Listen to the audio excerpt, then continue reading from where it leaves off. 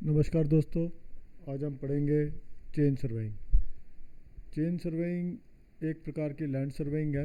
उस land surveying में जो है आप एरिया को ट्रैवर्स से में डिवाइड करते हैं। जनरली ये ट्रैवर्स होता है ट्रायंगल। मान लीजिए कोई भी एरिया है, उसको हम ट्रायंगल में डिवाइड कर देते हैं, नेटवर्क ऑफ ट्रायंगल्स बनाते हैं। ऐसे कर जैसे this is the network of triangles बना दिया।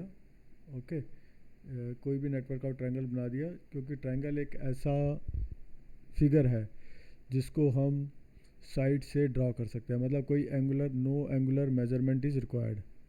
Okay, only linear measurement is done in case of triangle. तो इसे चेन ट्रायंगुलेशन भी कहते हैं, ट्रायंगुलेशन भी कहते हैं।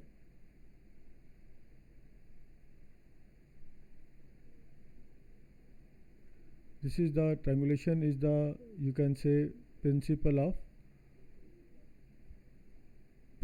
Of chain surveying.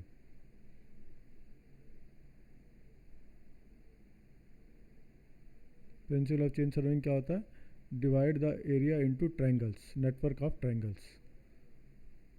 जैसे ये डिवाइड कर रखा है, एक ट्रायंगल ऐसे ही बन सकता है। ओके, एक ट्रायंगल ऐसे ही बन सकता है। One triangle may be like this. Okay, you can divide the area into number of triangles. That is also called the chain triangulation. Chain triangulation. तो इस प्रकार से आप एरिया को डिवाइड करते हैं। ये चेन सर्विंग से होता है। ओनली ट्रायंगल में लीनियर मेजरमेंट करते हैं, लीनियर मेजरमेंट करते हैं, नो एंगुलर मेजरमेंट, क्योंकि चेन से आप केवल लीनियर मेजरमेंट कर सकते हैं। तो triangulation is the principle of chain surveying. जो चेन सर्वेइंग है वो अगर आप देखें, वो ओपन एरिया में की जाती है, जहाँ पर ट्रायंगल बनाना आसान होता है। ओके, जहाँ पर स्मॉल सरफेस, स्मॉल एरिया होना चाहिए और लेवल एरिया होना चाहिए, स्मॉल एरिया होना चाहिए, लेवल एरिया होना चाहिए, और small scale map is to be prepared, small scale map is to be prepared. और सारे जो है वेल कंडीशन ट्रायंगल्स होने चाहिए। इसके बारे में भी बताता हूँ। वेल कंडीशंस होते हैं और एक इल कंडीशंस होते हैं। तो कि मतलब ओपन एरिया में ये सर्वे होनी चाहिए। चेन सर्वे जो है, एक तो ओपन एरिया होना चाहिए, सूटेबल रहती है ये ओपन एरिया में।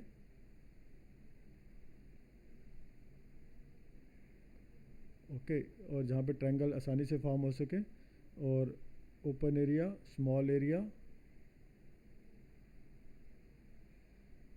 Okay, this is for small area के लिए चेन सर्वे होती है। और देखें तो ये जहाँ पर टू मैनी ऑब्स्टेकल्स हों वहाँ पर चेन सर्वे नहीं होती। क्राउडेड एरिया में चेन सर्वे नहीं की जाती। तो ये ड्रॉबैक्स हैं चेन सर्वे के। तो ये एक अब स्केल ऑफ मैप क्या होता है, स्केल ऑफ मैप के बारे में पढ़ते हैं। मान लीजिए आपका एक स्केल ऑफ मैप के बारे में पढ़ेंगे अब। किसी भी मैप को, जैसे एरिया तो बहुत बड़ा होता है, उसको आपको किसी स्केल में डालना ज़रूरी होता है। ओके, तो कैसे करते हैं scale of map?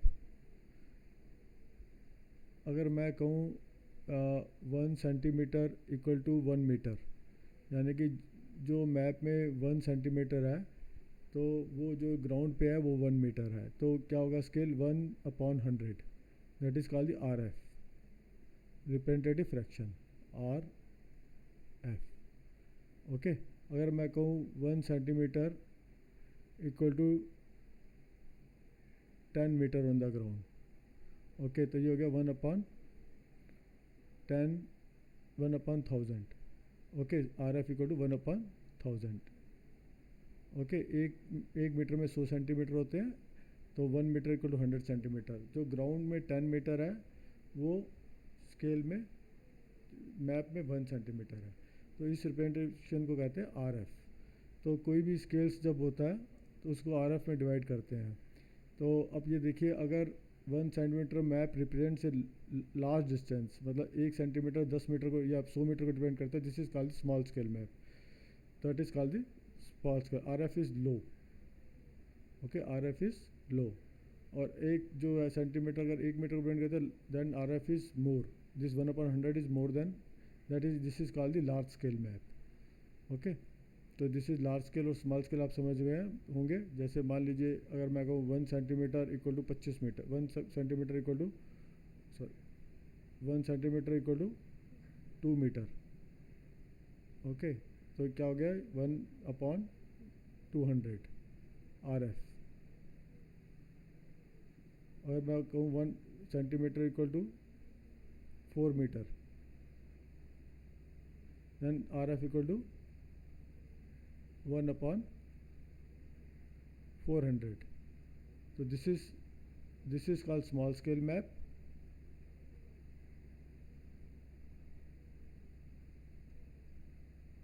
This is called large scale map. Okay, comparatively इन दोनों को जब कंपेयर करें तब ये लार्ज स्केल है, ये स्मॉल स्केल है। अगर 1/1 इक्वल 1 अगर इसको देखें तो इससे भी लार्ज स्केल है, ये this is large scale, this is the smallest scale. तो कहने का मतलब ये कंपेरेटिव है लार्ज और स्मॉल में, जो भी रिप्रेजेंट करता है उस हिसाब से यू कैन से इट इज़ लार्ज स्केल और स्मॉल स्केल।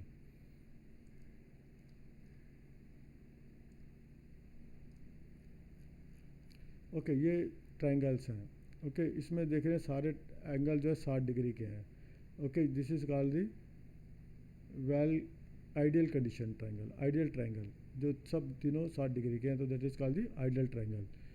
और ये वेल कंडीशन क्योंकि इसमें कोई भी जो है 30 डिग्री से कम नहीं है, that is called the well condition triangle. जैसा कि मैंने आपको बताया था, किसी भी एरिया को आप डिवाइड करते हैं,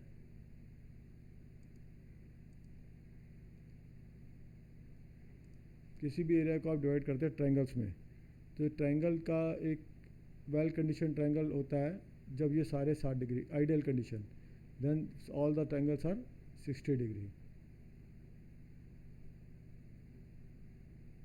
that is called the ideal triangle. Okay, और अगर इसमें कोई भी एंगल 30 डिग्री से कम ना हो, ये मान लीजिए 40 है, ये 70 है, ये भी ये 60 है, मान लीजिए 150, 180 है। ओके, तो you can say this is well condition. Okay, well condition क्या होते हैं? वेल कंडीशनड, वेल कंडीशन वो ट्रायंगल होता है जो कि जिसमें एंगल जो है 30 डिग्री से छोटा ना हो और 120 डिग्री से बड़ा ना हो, तो that is called the well conditioned. और मान लीजिए तीसरा कौन सा होता है? अगर इनमें से 30 से छोटा या 120 से बड़ा होगा तो that is called the ill condition triangle. तो कोई भी ट्रायंगल को डिफाइन करते हैं इल कंडीशन, हमें हमेशा कोशिश करनी चाहिए आइडियल ट्रायंगल बनाने की, नहीं तो हमें वेल कंडीशन या वेल कंडीशन होना चाहिए। ये ill condition triangles are not used in chain surveying. ये इल कंडीशन है, ये 120 डिग्री से ज़्यादा है और ये 25-30 डिग्री से दोनों कम है, तो that is called the ill condition triangles. Okay, किसी भी सर्वे करने से पहले आप एक रिकॉग्निशंस करते हैं कि भाई क्या कहाँ पर आपने ये स्टेशन से लेने हैं, ये this is called the stations. जो ट्रायंगल में जहाँ मीट करती है साइड्स, उससे जो पॉइंट होता है उसे कहते हैं स्टेशंस। वो स्टेशंस को चूज़ करने के लिए आपको रिकॉग्निशंस करना पड़ता है, मतलब एक प्रिलिमिनरी सर्वे है, इनिशियल सर्वे है जो इस्टेब्लिशिंग द वॉक ओवर करते हैं एरिया का और इस्टेब्लिश करते हैं पॉइंट को, that is called the recognitions. Okay, थोड़ी स्पेलिंग देख लीजिए, RECONNAISSANCE। ओके, तो रिकॉग्निशंस का मतलब जैसे मान लीजिए ये एक एरिया है, इसमें उन्होंने स्टेशन इस्टेब्लिश करे हैं, तो ये सारे स्टेशन इस्टेब्लिश करे हैं। ओके, तो ये ABCD ये स्टेशन है। ओके, ये इस्टेब्लिश करें हैं, इसे कहते हैं जो ABCD को जो मेन को ज्वाइन करते हैं, that is called the main survey line. और ये जो बीच में जो है ये is called the base line, जो मिडल ऑफ द एरिया से जाती है base line. Okay, this is called the tie line, T1 T2 is making line in between tie line. Okay, this is base line, this is called the check line. Check line का मतलब है कि ये सर्वे को जांच करती है कि इस्टेब्लिश ठीक करें या नहीं करें। This is tie line, this is check line. Okay, तो ये सर्वे को जैसे अपने एरिया को इसने ट्रायंगल में बांटा है, एक ट्रायंगल ये हो गया ABC, oh sorry B C D, और एक ट्रायंगल हो गया A B D. Okay, this is called the triangulation of chain triangulation. ये इंडेक्स स्केच है, कभी भी सर्वे करना हो तो इसको पहले एरिया को रिकॉग्नाइज करते हैं, फिर ये पॉइंट इस्टेब्लिश करते हैं। ओके, ये 3 प्रकार के स्टेशन होते हैं। मैंने जैसे पहले बोला ये ए बी सी स्टेशन है, इसको हमेशा ये मार्क देख लीजिए, ट्रायंगल से मार्क करते हैं स्टेशन को। ओके, बाकी जो स्टेशन है ये टाई स्टेशन है, this is called the main station, this is called the T1 T2 are the tie station, और ये चेक लाइन के this is called the subsidiary stations. Okay, जहाँ भी दो सर्वे लाइन आके मिलती हैं वो स्टेशन कहलाता है। Main station A B C D are the main station, these are the subsidiary station, this is the tie station. Okay,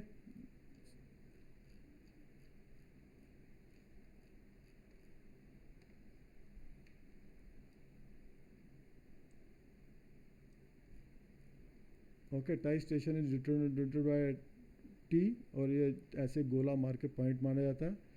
जो मेन स्टेशन है उसे ट्रायंगल से दिखाया जाता है, और सब्सिडरी भी ऐसे गोला मार के दिखाया जाता है, वो जो है उस पर टी लिखा जाता है टाई स्टेशन पे। बेस लाइन जैसे मैंने बताया that is a main survey line, जो बीच में से जा रही थी, that is called the base line.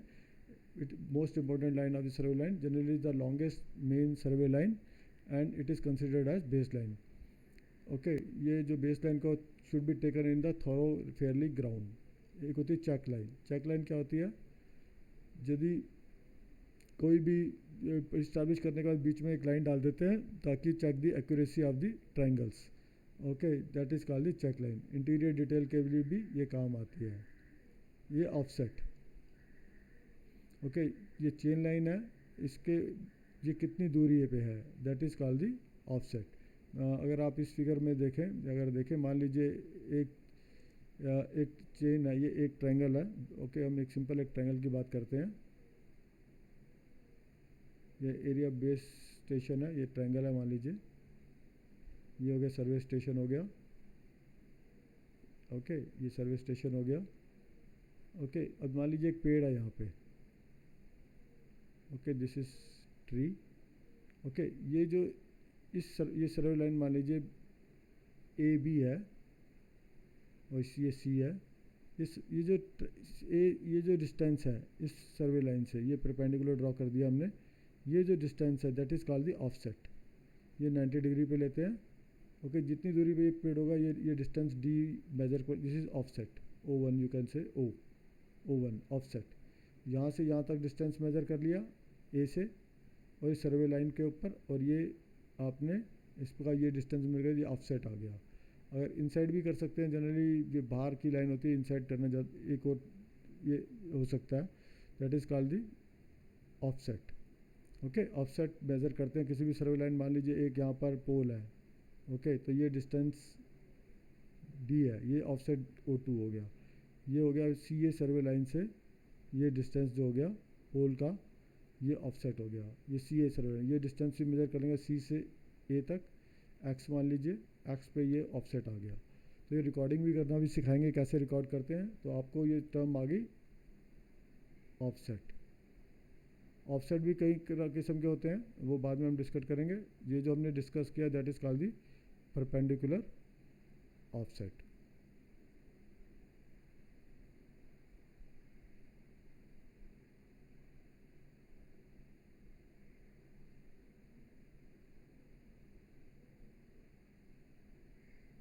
Okay, तो ये आपने देख लिया परपेंडिकुलर ऑफसेट। दूसरा ऑफसेट होता है ओब्लिक ऑफसेट। ओब्लिक ऑफसेट क्या होता है, सेम होता है। मान लीजिए किसी वजह से आप परपेंडिकुलर नहीं ड्रा कर पा रहे, तो उस केस में क्या होगा, अगर आपने यहाँ पर एक मान लीजिए एक और ट्री है। ओके, एक बिल्डिंग का कॉर्नर है मान लीजिए। ओके, ये बिल्डिंग है, इसका कॉर्नर है, यहाँ से आप परपेंडिकुलर नहीं ड्रा कर पा रहे किसी वजह से, तो you can also take oblique offset. Okay, ये डिस्टेंस ये मान लीजिए 60 डिग्री पे ले लिया आपने। ओके, तो ये 60 डिग्री कैसे लेना है ये मैं बता दूंगा आपको। This is called the oblique offset. Okay, O3।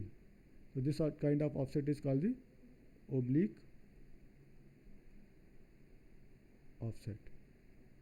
तो perpendicular offset, second is, first is perpendicular offset, second is oblique offset. Offset is the distance measured from the survey line. That is हमेशा होता सर्वे line पे, ये O point से oblique है. Okay ये सर्वे line C B पे O point से oblique है. तो ऐसे करके जितने भी ऑफसेट लेते हैं ये इस हिसाब से हम we can draw easily the you can draw the map of the area. This is the main surveying. How to find out the surveying.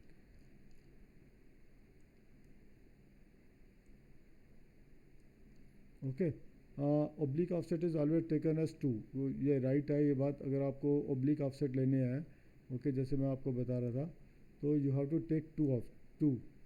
Okay, एक यहाँ से distance भी लेना पड़ेगा. Okay, ये 2 offset लेना पड़ेगा oblique से, ताकि इजीली फॉर्म हो सके, कि मतलब एंगल मेजरमेंट की ज़रूरत ना पड़े. मान लीजिए एक ट्री है यहाँ पे. ओके यू मेक एक ऑफसेट यहाँ से ले लीजिए, एक ऑफसेट यहाँ से ले लीजिए. ये tree easily you can represent the tree. ये O1 आ गया, ये O2 आ गया. ये डिस्टेंस यहाँ से मेज़र करना पड़ेगा और यहाँ से भी ये मेज़र करना. तो यहाँ से कर लीजिए ए से चाहे, तो ये 2 पॉइंट आ जाएंगे, ये पॉइंट आ जाएगा और ये पॉइंट आ जाएगा. तो इजीली आप ये 2 मेज़र कर लेंगे, तो that is called the oblique offset. Okay number of offset आप कितने भी ले सकते हैं depending on the area of the map, area of location. Okay तो ऐसा ऑफसेट में कुछ नहीं है. ये चेन लाइन है, ये बाउंड्री में, जैसे अगर आप बाउंड्री है यू हैव टू, ये चेन लाइन है, तो आपको इतने सारे ऑफसेट लेने पड़ेंगे क्योंकि बाउंड्री टेढ़ी मेढ़ी है. अगर सीधी बाउंड्री है तिरछी सी, तो एक इस कॉर्नर पे ले लीजिए और एक ऑफसेट इस कॉर्नर पे ले लीजिए, तो आपकी पूरी बाउंड्री आ जाएगी. आपको बहुत सारे पॉइंट लेने की ज़रूरत नहीं है. ये तो आपको डिसाइड करना पड़ता है कि आपका एरिया कैसा है. ओके अगर जिग जैग बाउंड्री है तो आपको ज़्यादा ऑफसेटिंग लेनी पड़ेगी. ओके तो ये रोड है, तो इसमें कोई ऑफसेट 0 हो गया, सीधा का रोड आप बता सकते हैं ए और बी पे ये रोड जा रहा है. ओके तो ये वन द बिल्डिंग से, ये बिल्डिंग है तो बिल्डिंग के आप कॉर्नर्स ले लीजिए ऑफसेटिंग में. ये पूरी बिल्डिंग नहीं लेनी पड़ती, ऑफसेट ले लीजिए. जैसे रोड ये तिरछा जा रहा है तो आप एक ऑफसेट ये ले लीजिए और एक ऑफसेट ये लीजिए, तो आप इजीली रोड को ड्रॉ कर सकते हैं. बिल्डिंग को ड्रॉ करने के लिए just corner of the building का ऑफसेट लेना पड़ता है चेन लाइन से. Okay this is how to do find out the offsetting of the area. Okay ये बिल्डिंग ऐसे देख रहे हैं आप. इस बिल्डिंग में ऑफसेट कैसे लिया उसने, एक यहाँ पे लिया, ये तो पता ही है 90 डिग्री है. ओके एक ऑफसेट ये लिया, एक ऑफसेट ये लिया, एक ऑफसेट ये लिया, ये नाप लिया 3 मीटर, ये नाप लिया 2 मीटर. ओके और ये नाप लिया, ये ऑफसेट ले लिया और ये नाप लिया 6 मीटर. ये तो है रेक्टेंगुलर. ओके तो easily you can draw the face of the building. ये चेन लाइन है ये हमारी. सर्कुलर के लिए आपको जितने ज़्यादा टेढ़ी मेढ़ी बिल्डिंग होगी या कोई भी बाउंड्री होगी, तो कोई भी ऑब्जेक्ट सर्कुलर होगा, तो आपको number of offsets are required more. Okay limiting length of offset. Okay limiting length का मतलब क्या है, ये जो मान लीजिए कोई अगर आप देख लीजिए, मान लीजिए कोई सर्वे लाइन है. ओके मान लीजिए एक सर्वे लाइन है, सॉरी टेढ़ी से हो गई, दूसरा ले लेते हैं पेज. मान लीजिए एक सर्वे लाइन है. ओके तो ऑफसेट इतना भी हो सकता है. एक पेड़ यहाँ पर मान लीजिए बहुत दूर एक पेड़ है. ओके तो इससे ऑफसेट लेना कितना लंबा हो सकता है offset, that is called the limiting length of offset. Okay it depends on the limiting length, जो डिपेंड करती है, limiting length of offset depend करती है. एक तो डिपेंड करती है ये स्केल ऑफ मैप पे, ये जो आप स्केल कितना यूज़ कर रहे हैं. ओके और दूसरा एक तो आप कितनी एक्यूरेसी चाहते हैं. अगर मोर एक्यूरेट चाहते हैं तो ये ऑफसेट लेंथ कम होनी चाहिए. ओके स्केल ऑफ मैप आपका ज़्यादा है तो आपका नेचर ऑफ ग्राउंड पे भी डिपेंड करता है. Maximum allowable deflection of offset from the direction, तो ये बातें डिपेंड करती हैं कि आप लिमिटिंग लेंथ ऑफ ऑफसेट कितना होना चाहिए. ओके ये problem on limiting length of offset. Okay ये एक प्रॉब्लम है. ओके मान लीजिए एक ऑफसेट है, तो ये क्वेश्चन है। मान लीजिए एक सर्वे लाइन ए, उस पर जो ऑफसेट वैसे तो लेना चाहिए था 90 डिग्री, लेकिन 5 डिग्री इंक्लिनेशन आ गया किसी वजह से, और जो स्केल ऑफ मैप है 1 centimetre equal to 20 metre. Okay, 1 centimetre equal to 20 metre. तो find the maximum length of offset बतानी है कि ये ए बी कितना होना चाहिए कि ये जो है 0.0, ये जो एरर है बी सी, ये 0.03 सेंटीमीटर से ज़्यादा ना हो। Okay, A B is the actual length of offset which was let 5 degree from the two direction, so B C is the displacement of the point, BC is the displacement of the point. AB equal to L, that is the offset length. So BC upon AB is equal to sin 5. BC upon AB sin 5 हो गया, L sin 5 degree हो गया। L जो है that is 1 centimetre equal to 20 metre represents on the ground. Okay, तो अगर 1 centimetre on the paper है, okay, तो then you can say L sin 5 upon 20 is the error. L sin 5 upon 20 centimetre is the error. ये 0.03 से ज़्यादा नहीं होनी चाहिए, तो L की वैल्यू आ जाएगी। ओके, दोबारा करके देखते हैं सवाल को। ओके, देखिए ये जो एक सर्वे लाइन है, ओके, आपने जो मेज़र किया, ये डिस्टेंस मेज़र किया, ये है आपका ये 5 डिग्री, ये एक्चुअल में आपको ये करना चाहिए था।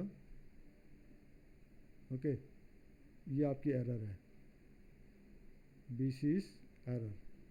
Okay, this B C is error, this is F L length of the offset. तो you can say this is 5 degree का आपने गलत कर लिया, तो you can say B C equal to L sine 5, B C equal to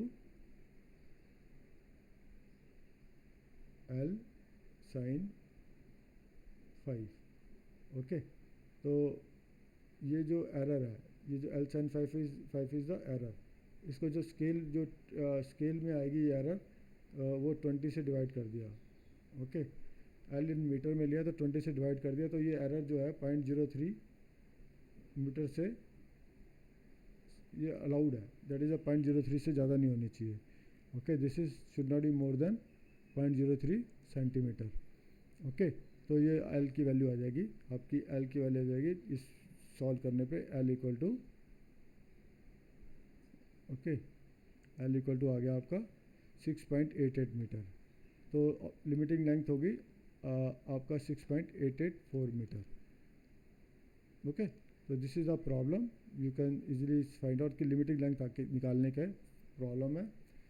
okay, अगर ऐसे 15, तो ये D C is the error. Okay, D C is the error, the length of the offset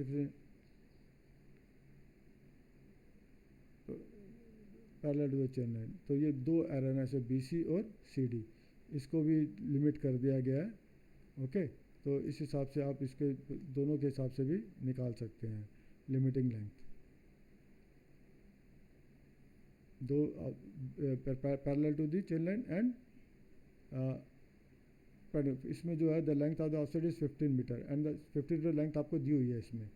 okay, आपको 3 degree का यही बताया है, तो आपको एरर बतानी है कि एरर कितनी हुई, perpendicular to the chain line D C and parallel to the chain line is B C.